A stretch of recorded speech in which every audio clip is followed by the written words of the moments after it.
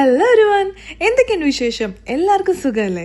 French class ഉള്ളപ്പോൾ മടി കാരണമാണ് വീഡിയോസ് ഒന്നും ഇടാൻ പറ്റാതിരുന്നത്. ഇപ്പോൾ ജോലിക്ക് കയറിയപ്പോൾ മടി പിടിക്കാൻ പോലും സമയമില്ല. വിന്റർ ആയതുകൊണ്ട് സൺറൈസിന് മുന്നേ എണീറ്റ് പോവുകയും ചെയ്യും, സൺസെറ്റ് ആകുമ്പോൾ ഓഫീസിൽ നിന്ന് ഇറങ്ങി വരികയും ചെയ്യും.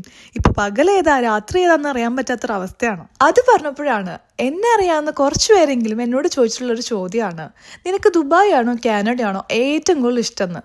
അങ്ങനെയുള്ളവരോടൊക്കെ ഞാൻ കണ്ണും പൂട്ടി പറഞ്ഞിട്ടുണ്ട് ദുബായ് എപ്പോഴും എൻ്റെ ഒരു സെക്കൻഡ് ഹോമാണെന്ന്. ഇത് കേൾക്കേണ്ട താമസം ഡോണ്ട് ഒരു ചോദ്യമുണ്ട്, അവിടെ കയറി ചെല്ലാൻ നിനക്ക് വിസ പോലും ഇല്ലല്ലോ എന്ന്. അതും ഒരു സത്യമാണ്. ഏകദേശം 4 വർഷത്തോളം ദുബായിൽ വർക്ക് ചെയ്ത ഒരാളാണ് ഞാൻ. ഇനി എൻ്റെ തലവരയുടെ ആണോ എന്നറിയില്ല, ഞാൻ വർക്ക് ചെയ്ത ഒരു കമ്പനിയിലും ഞാൻ ഹാപ്പി അല്ലായിരുന്നു. പണി എന്നെ തേടി വന്നിട്ടേ ഉള്ളൂ. ദുബായ് വെച്ച് കമ്പയർ ചെയ്യുമ്പോൾ എനിക്ക് ഏറ്റവും ഇഷ്ടപ്പെട്ടത് ഇവിടുത്തെ വർക്കിംഗ് കൾച്ചർ തന്നെയാണ്.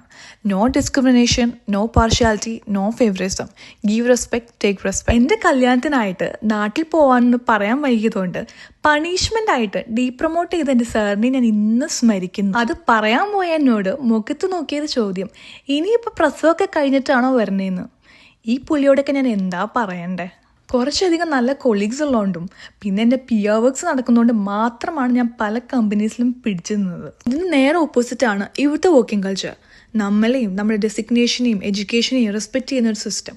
പിന്നെ തലയ്ക്ക് മേളിൽ CCTV വെച്ച് വർക്ക് ചെയ്യുന്നുണ്ടോ നോക്കി ആരും ഇരിക്കുന്നില്ല.